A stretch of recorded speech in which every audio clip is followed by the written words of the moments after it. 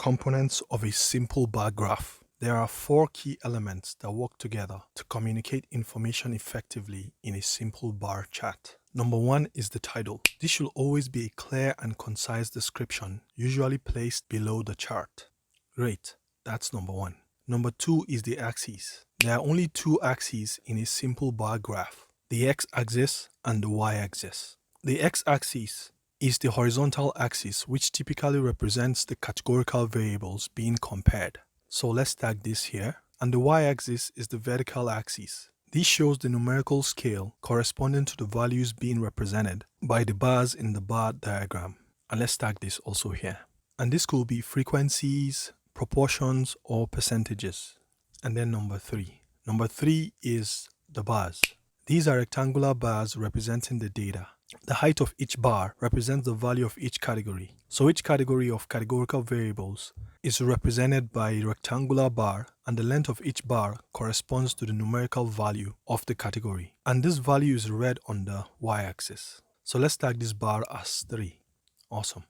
And lastly, for number 4, we have the labels. These are all the text annotations that provide information within the chart. First, we have the axis labels. These are labels for the x and y axis, specifying which kind of data each axis represents. The x-axis usually carries the variable, so it must be labeled as such, and in this example, the variable is symptoms. The y-axis carries the numerical values, which, as I said earlier, may be counts or percentages, and in this case, it's the frequency, and that's just a fancy name for the count. Yes, let's add these tags so we get it clearly, here and here.